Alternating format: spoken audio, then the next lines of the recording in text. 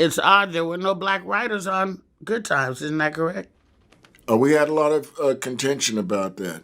I felt like I knew more about what a black family should be and how a black father would act than our writers, none of whom were black, had no, and their perception or their idea of what a black family would be and what a black father would be was totally different from mine, and mine was steeped in reality.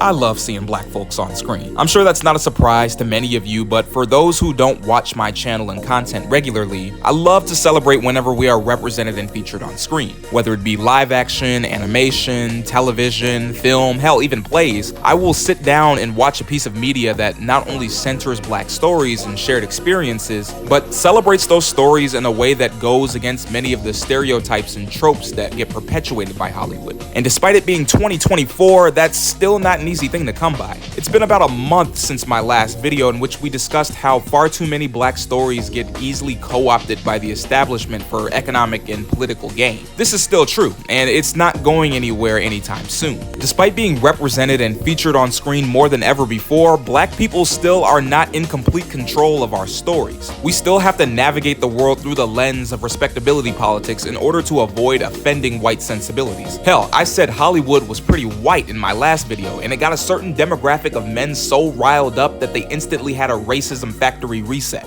No matter who is in the director's chair or who's writing the script, as long as it's being funded by the Hollywood system, black stories will always face pushback from said system. This typically leaves black filmmakers with two choices. They can either rebel against the Hollywood industry and fund and distribute their own films, or they can play along.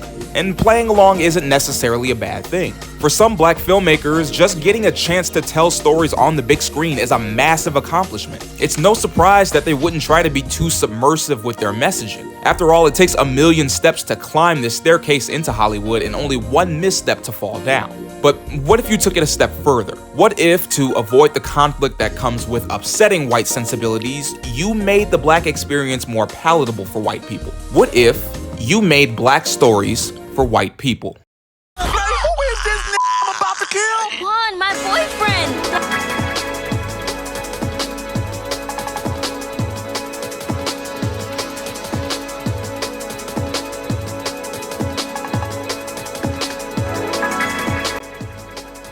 When's the last time you saw a black sitcom that made you go, I don't know about this one? For me, it was unfortunately the Good Times trailer. For those of you that don't know, the animated series Good Times is a reboot and revival of the 1974 sitcom of the same name. Despite both shows being headed by white showrunners, Norman Lear and Seth MacFarlane respectively, there's a stark difference between the reception that both series have received so far. Yeah, people don't really like the reboot all that much, and it's not too hard to imagine why. While reboots made decades after their original source material will always have differences in their tone, this reboot seems to border on almost parody, ignoring whatever message and theme the original show tried to deliver in favor of poorly executed shock humor. But how did we get to this point? Why do we keep seeing shows like this greenlit within Hollywood? Well, we have to go back to our earlier conversation about white sensibilities. Far too often, black storytellers have to dilute their stories for the sake of white audiences, either having to downplay their experiences or explain racially sensitive issues to white people. And when these shows often have more white than black writers in the room, we're bound to get messes like this. So let's explore what happens when culturally sensitive stories and experiences are written and produced by people who have no experiences under said culture. Even if your intentions are pure, how much damage are you causing? Let's explore what happens when you write black stories for white audiences.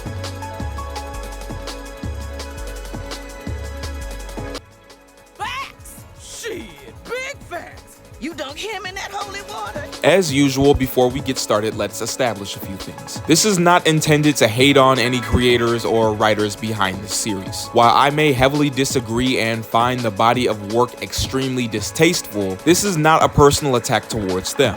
Do not bully anyone. That's loser behavior. We can criticize a body of work without attacking the creators. In addition, as I've stated in my previous video on the Boondocks, there is no right or wrong way to do a reboot. As shown by the Bel Air reboot, reboot, you can easily establish a new tone that's completely different from the original material while maintaining that same message. A message is timeless. However, the delivery of said message can change over time, evolving to fit the social climate of the time. The problem arises when that message gets lost. Whenever you prioritize the humor, the jokes, and crass situations over the message of the show itself, you lose sight of what that show even was in the first place. And I strongly believe this boils down to one simple thing.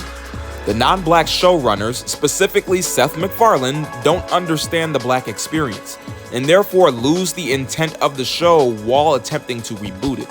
Whenever non-black writers attempt to tell black stories, it does more damage than good. And this is because it dilutes the narrative of those black storytellers while simultaneously reinforcing white comfortability. In order to construct this argument, we're gonna have to focus on the man himself, as many of his shows contribute to this problem, whether that's his intention or not. So, first and foremost, let's dig into the man himself. The king of cutaway gags, good old Seth. Ah, a bear! Ah, a black man! Ah! I have to be clear in saying that I don't hate Seth MacFarlane at all. In fact, I'm a fan of most of his work.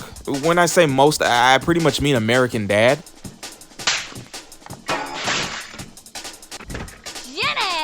Don't get me wrong, I like old Family Guy. You know, back when the characters weren't total parodies of themselves. Seth overall knows how to make great usage of his characters in regards to situational humor. He took a concept that The Simpsons did very well almost 10 years earlier and managed to put his own spin on it. But as good as he may be, there's still valid criticisms to be had in relation to some of his storytelling elements, specifically how he treats his black characters. Cleveland Brown is truly a unique character. There's already many videos out there breaking down and critiquing Cleveland's character, and this one isn't really going to go in depth as others do with his character specifically. But to put it plainly, I don't really have any strong feelings towards Cleveland. Out of all the supporting characters in Family Guy, Cleveland always kind of just felt like he was there. And that's because I feel like to the writers of the show, he was kind of just there. Cleveland is the black guy. Literally, that's it. He's the black friend in the group. And I feel like that's part of the joke, but it's not really fleshed out in any sort of meaningful way. While Peter is the idiot, Joe is the angry madman, and Quagmire is the predator, Cleveland is kind of just there. In early seasons, he felt like the only sense of normalcy within his group, you know, the voice of reason, if you will. But as the series progressed, he kind of just remained there, with nothing much to do.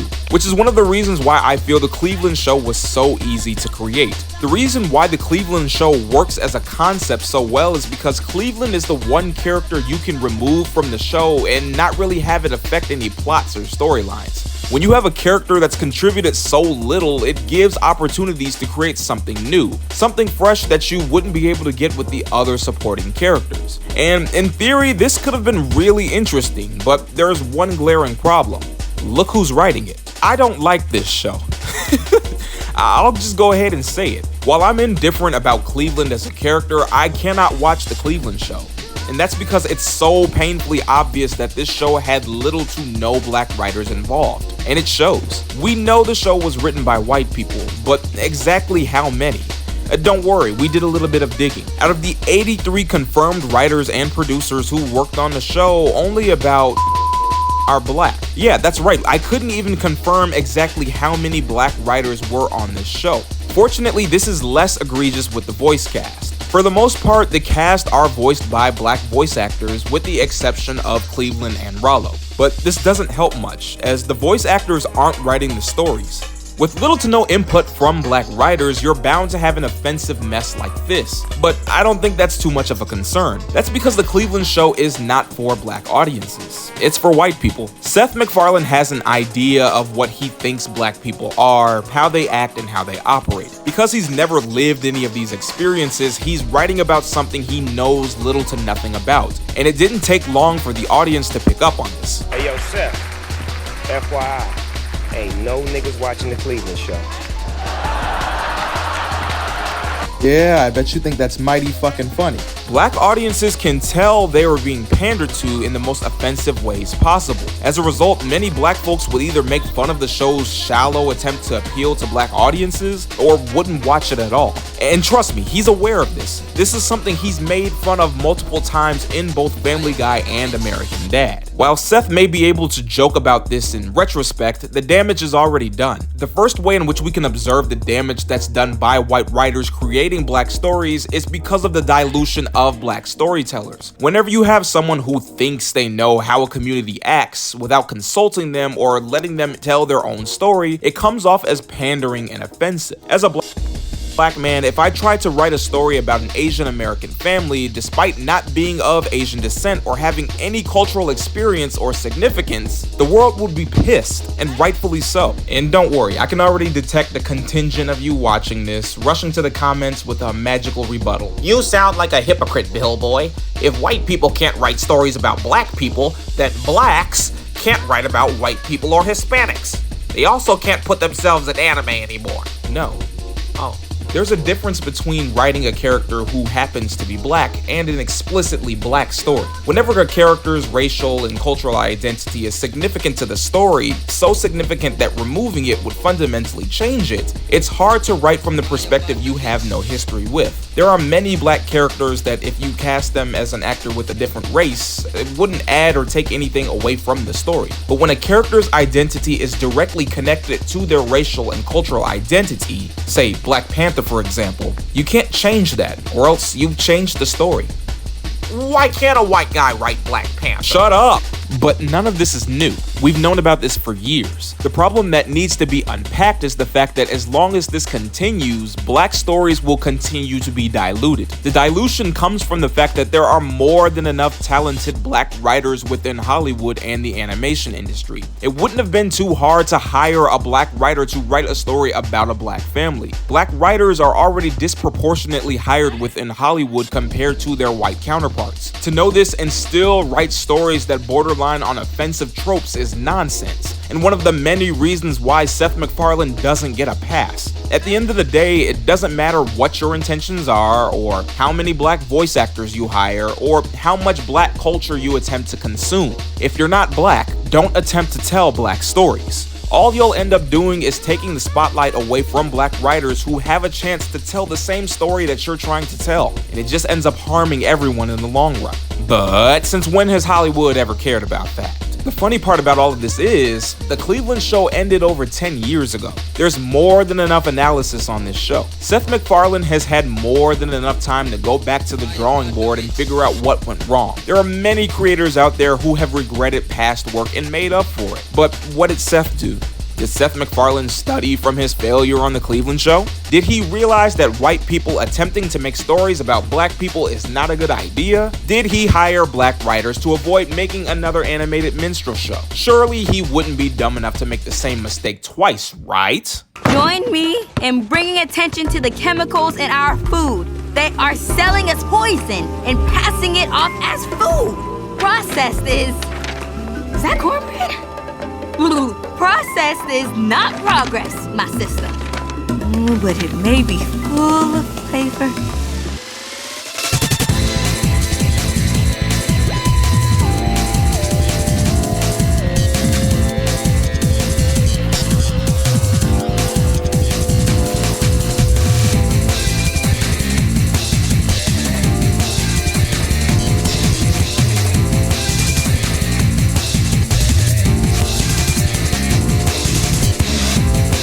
Zooey mama, where do we even begin? I was in a sticky position when deciding to do this video. On one hand, I completely refused to even watch this project. Hell, I refused to even hate watch it, because at the end of the day, that would just generate more streams for the show and Netflix. On the other hand, I knew I had to talk about this. Very few instances has the black community collectively came together in unison and agreed on a project being complete and utter dog shit. Hell, last time we were this united was the American Society of Magical Negroes, and we saw how that turned out.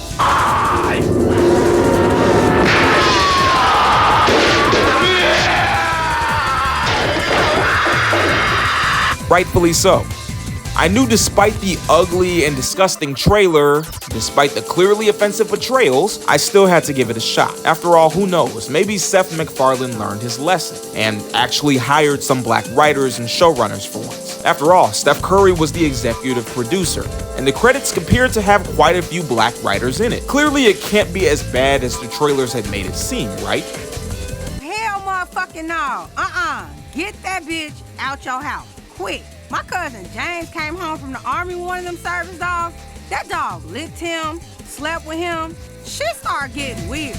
This show genuinely might be one of the most embarrassing, offensive, and downright shameful projects I've seen in a long time. Not only does it prove that Seth MacFarlane is utterly incapable of viewing black people outside of whatever stereotypical fashion is in his head, but also validates my point about white showrunners doing damage to black stories. And that's because this show does not care about the story it's attempting to tell, nor does it care about the original source material it claims to respect. The show solely exists to make white people comfortable. Earlier, we talked about the message of the original show deliberately being lost and ignored in order to cater to white sensibilities. In order to do this, let's examine the original Good Times. While not perfect, and we'll get into that later, there's a reason why the original Good Times was so beloved by the community. Prior to it, there were very few shows that portrayed black families outside of a stereotypical fashion. The show was one of the first to portray a working class black family in a somewhat realistic and grounded manner. Yes, it did push the respectability politics rhetoric that was prevalent at the time, but it struck a chord amongst black audiences by presenting an image of us on screen that the media wasn't showing prior to this. But there's a massive catch. Oftentimes when we criticize or compare a reboot to its original source material, we tend to look at the original with rose-tinted glasses. And when you reminisce on the past with rose-tinted glasses, it's easy to miss all the red flags. While the OG Good Times was beloved by many, it was not perfect by any stretch of the imagination. Good Times was released in 1974,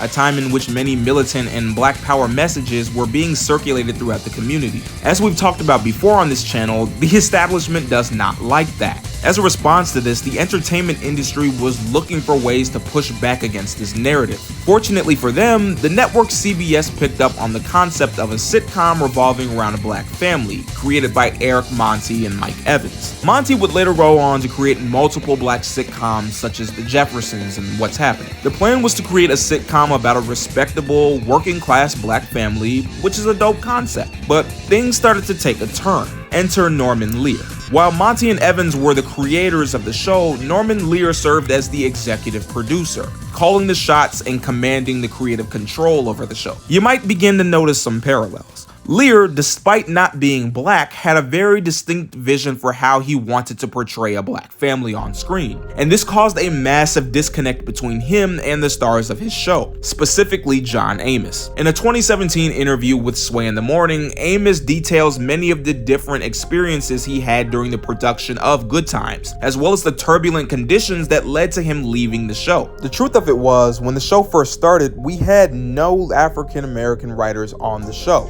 And some of the attitudes they had written, as per my character, and frankly, for some of the other characters as well, caused me to say, we can't do this, we can't do that. And then they'd say, what do you mean we can't do this? They'd go on about their credits and the rest of that, and I'd look back at each and every one of them and say, well, how long have you been black? That just doesn't happen in the community. We don't think that way. We don't act that way. We don't let our children do that. Amos continued to protest the way that black characters and stories were being written by non-black writers. And to no surprise, the network executives and showrunners didn't like that. They didn't like the fact that black leads were willing to fight back against the stereotypical and tonally incorrect way they were being portrayed. So they did what anyone would do. They killed his character off. Amos further explains, I left because I was told that my services were no longer needed, because I had become a disruptive element. In other words, I didn't have the diplomacy that I think I've cultivated over the past 10 to 15 years. So Norman had called me in one day and said, John, I'll share two things with you. The good news is the show's been picked up for another 24 more episodes, which was a given because we were in the top 10. The bad news is that you won't be with us. So there was a long pause, and Norman said, are you still there? I said, yeah, I'm still here, but I wasn't. I was no longer with the show. Amos was sick of the direction the show was headed in. The focus of the episodes became less oriented about the themes and situations the family found themselves in, and more focused on the dynamite jokes. Out with any sense of respect towards the story that was originally conceived, and instead the favor was towards the jokes the non-black writers could create and center around JJ's foolishness, or however else the writers assumed black folks acted. Any attempts to try to give black stories the attention and care they deserve were stomped out and quickly dismissed. And by the time black writers were brought onto the show later on, it was nothing more than a hollow parody of what the original creators of the show had intended. Speaking of hollow parody,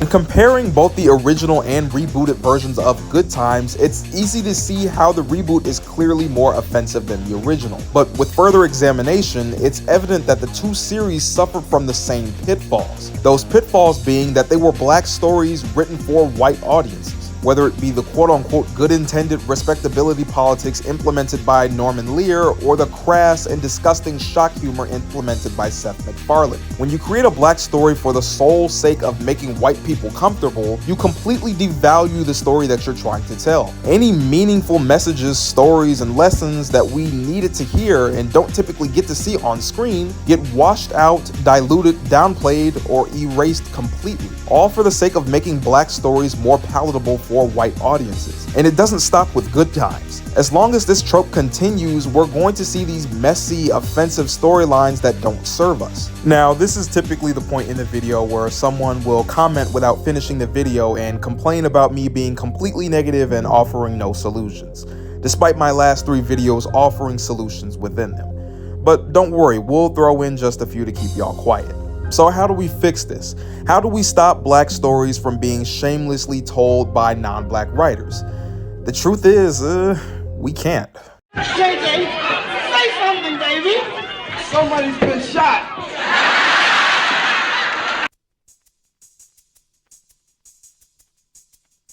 Before we get to the solutions, I want to take time to talk about the black writers of the show, which I did promise we would get into. After all, we're dissecting the topic of black stories written for white audiences. It would truly be impossible to examine this without taking a look at how black writers can inadvertently contribute to a lot of the harm that comes with the results of this. Earlier, we talked about how many of these programs were written by white writing staff trying to tell stories about their notions and misconceptions of what black families were and how we acted. The Cleveland Show and the original Good Times were prime examples of this. However, the Good Times Netflix reboot is a lot different. For the most part, this show seems to have a good number of black writers in the room. Most directors of each episode were black, and on top of it, 2 out of the 5 executive producers were black. It's evident that much more consultation of black creators was taken into consideration while creating this. So this leaves an even bigger question. What the hell went wrong? How is it that even with a sizable black writing staff, we still get a universally panned and criticized show like this? Well, to examine this, we're going to have to go back to our original point. A sizable chunk of this video was spent examining black shows written by white writers. However, even if a black show has black writers, it can still suffer from the same problems and pitfalls as those written by white folks. And that's because shows, whether the writers are black or white, are still written for white audiences, which is where the damage is coming from. Let's break this down even further. We've previously mentioned the idea of having to tiptoe around white sensibilities, and well, it's kinda true. White people don't like to talk about race, especially not conversations about race that make them uncomfortable. Far too often, black writers have to break down a racially sensitive topic or a story in a way that will either make white audiences understand or will make them comfortable enough to not turn it off. When that happens, you have the risk of not being able to tell your story at its full potential.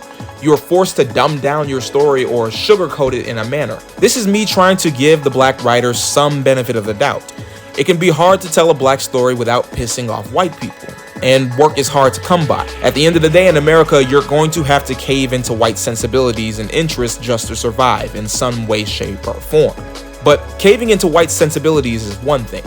This show is a whole different ballpark. As much as I hate doing it, I can dance around white people without creating a minstrel show in the process. Do you have to perform a caricaturized version of black humor in order to make general audiences think black humor is funny? Which leads to another question. What is black humor to these writers? This question is specifically for those black writers. What does black humor look like to you all? Does it involve continuously playing into tired, outplayed, anti-black tropes and stereotypes? Does it involve kicking down on the community for cheap jokes so that a non-black audience can get a hearty laugh? If you had a yes answer to any of those questions, then you might be anti-black. And it's important to unpack things like this because oftentimes we forget that some of the biggest perpetrators of anti-blackness can come from us within our own community. When we refuse to check our biases and examine how our jokes and humor may reflect an entire community, it's common to let stuff like this happen. And at the end of the day, your impact will always outweigh your intentions. Mind you, I can only give them so much benefit of the doubt. It's easy to say that you are trying your hardest not to create something problematic, but when every episode looks like this, Hell motherfucking no. Get that bitch out your house. Quick. My cousin James came home from the army with one of them service dogs. That dog licked him, slept with him. Shit started getting weird. it's hard to think anything otherwise, which is why we need to scrutinize these projects when they come out.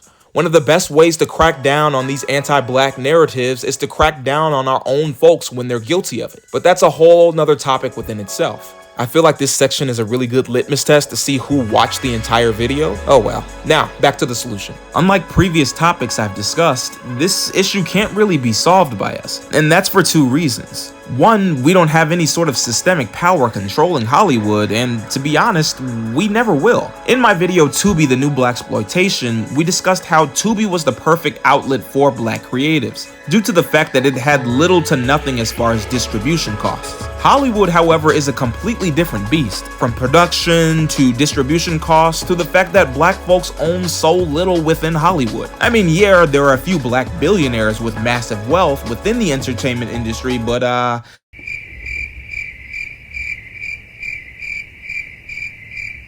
come on.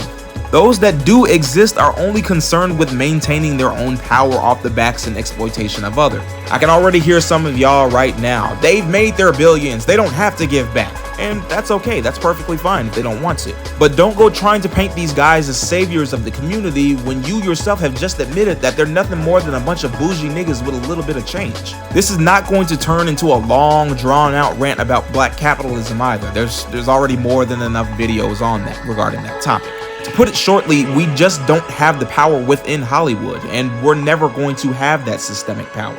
The second reason nothing is going to change as far as this topic is, well, who's going to stop them? No, I mean it. As fucked up as it sounds, who's going to force a non-black writer to stop writing about black people? We can vent, explain, and detail the harm caused by this all we want, but what's that legitimately going to do to bring forth any sort of change? Are we going to strap a bomb to these writers, threatening to blow if they dare write another black story? They don't care. They never have, and most likely never will. If they did care, they wouldn't have put this bullshit out there in the first place. The only way to lessen the impact is to simply not watch them. In fact, we need to make it abundantly clear that we don't want them. But that's a hard thing to do. Hell, you can essentially say that I contradicted myself in order to make this video. I had to watch this show, therefore supporting it and Seth MacFarlane in the process. And let's be honest, one little old YouTuber making a video about how much he doesn't like being pandered to by white people is not going to stop white people from trying to pander to people that look like me. But by not watching it, it does take money away from them and makes them less likely to make these types of movies in the future. A perfect example of this being the aforementioned Magical Negro movie. We refused to support it, and as a result, the film got pulled after barely 2 weeks. However, this does come as a double-edged sword. Knowing Hollywood, they'll see the lack of support for these types of movies and use it as an excuse to not release as many black stories at all. Kinda sucks, doesn't it? Let's wrap this up. I've already spent more time than I'd like to watching and talking about this mess. I haven't felt like this since Soul Plane was playing in the tattoo shop, and I couldn't ask my tattoo artist to turn it off, so I kind of just had to sit there and let it blast my eardrums. To make a long story short, we can't count on Hollywood to tell our stories. They'll either hire non-black writers who haven't lived in our shoes, or they'll hire black writers that will unashamedly push the narrative that they've already had in mind. In other words, as long as Hollywood has the pen in their hands, we're never going to have a good time. After a few, let's say, emotional discussions, we got that straightened out, and they finally accepted the fact that I might know a little bit more about that than they did.